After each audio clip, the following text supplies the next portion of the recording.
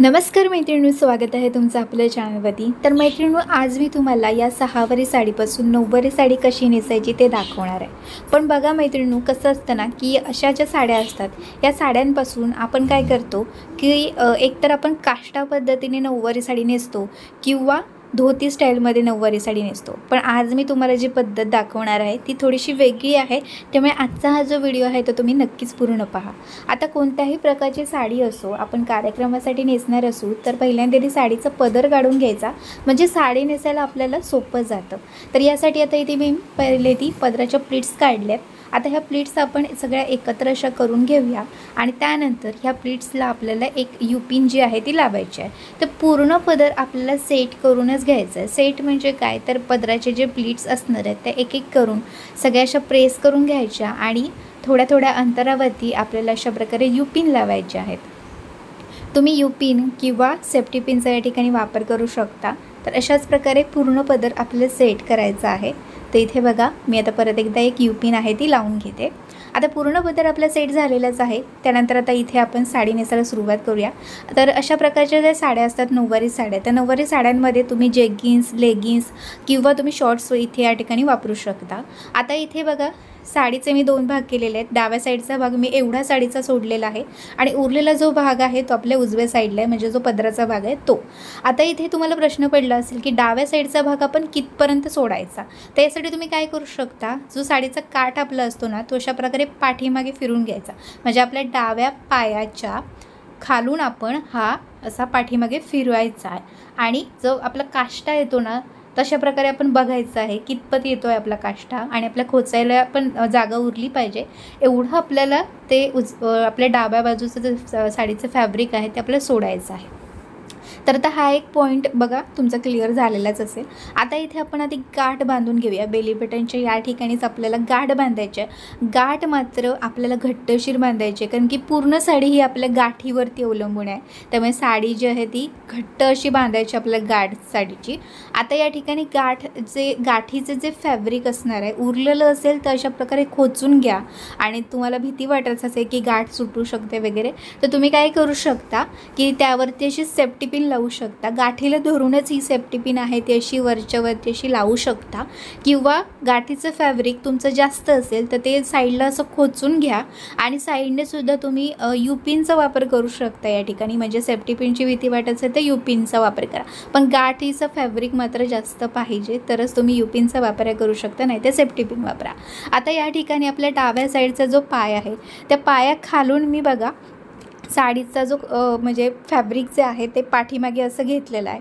या ठिकाणी आपला काष्टा येणार आहे, पण आता मी तुम्हाला वेगळ्या पद्धतीने दाखवणार आहे। यासाठी काय करायचं आहे आपल्याला बघा, काष्टा आपल्याला फक्त एकच हा साडीचा जो भाग आहे म्हणजे काठ आहे आपला तोच फक्त घ्यायचा आहे। दुसरा जो काठ आहे जो आपल्या फॉलकडचा आहे तो आपल्याला घ्यायचा नाही आहे। तर जो आपण खोचतो तोच फक्त काठ आहे तो फक्त घ्यायचा आहे आणि तिथे फक्त दोनच प्लीट्स काढायच्या, फक्त दोन प्लीट्स काढायच्या आहेत, बाकी काही करायचं नाही आहे। आणि त्या जे दोन प्लीट्स असणार आहेत त्यांना व्यवस्थित तुम्ही पिनअप करायचं आहे, म्हणजे काठ व्यवस्थित दिसणार आहे। जर पिनअप नाही केलं ना तर तो काठ व्यवस्थित आपल्याला दिसणार नाही। यासाठी मी ना 3 ठिकाणी अशी सेफ्टी पिन लावणार आहे।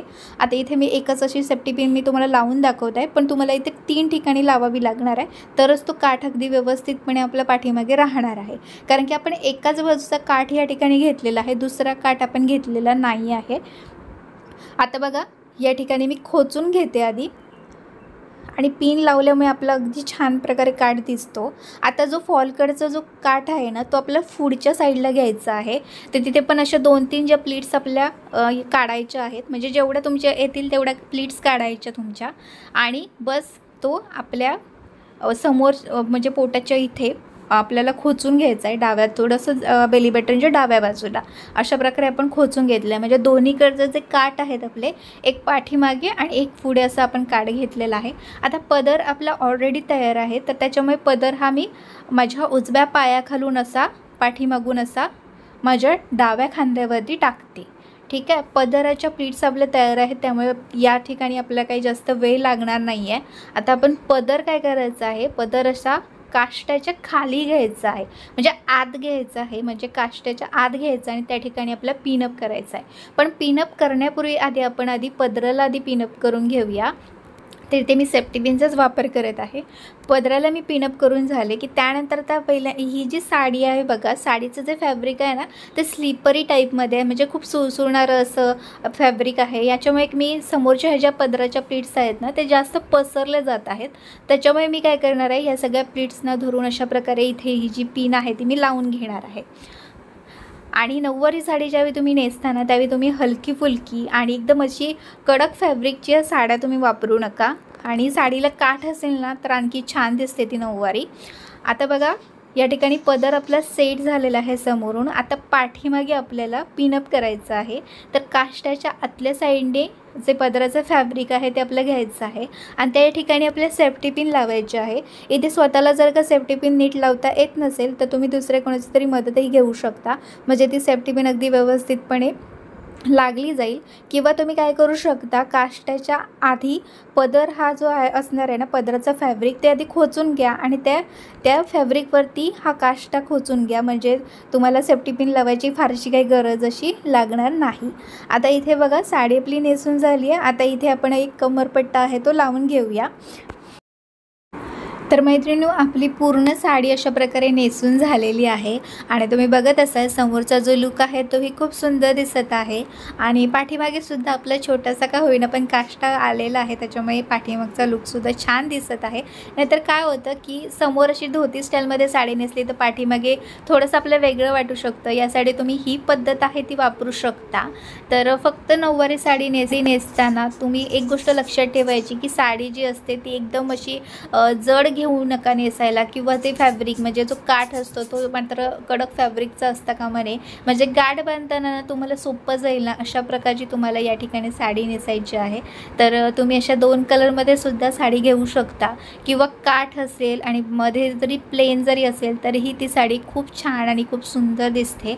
तर आय होप की तुम्हाला आजचा हा व्हिडिओ आहे तो आवडला असेलच, आणि व्हिडिओ आवडल्यास नक्कीच व्हिडिओला लाईक करा आणि तुमच्या फ्रेंड्समध्ये नक्कीच हा व्हिडिओ शेअर करा। चॅनलवरती नवीन असाल माझ्या आणि हा व्हिडिओ तुम्ही पहिल्यांदाच बघत असाल तर नक्कीच माझ्या चॅनलला सबस्क्राईब करा। तर चला आता भेटूया पुढच्या एका चांगल्या नवीन व्हिडिओमध्ये, तिथपर्यंत मस्त राहा आणि मजेत राहा। बाय।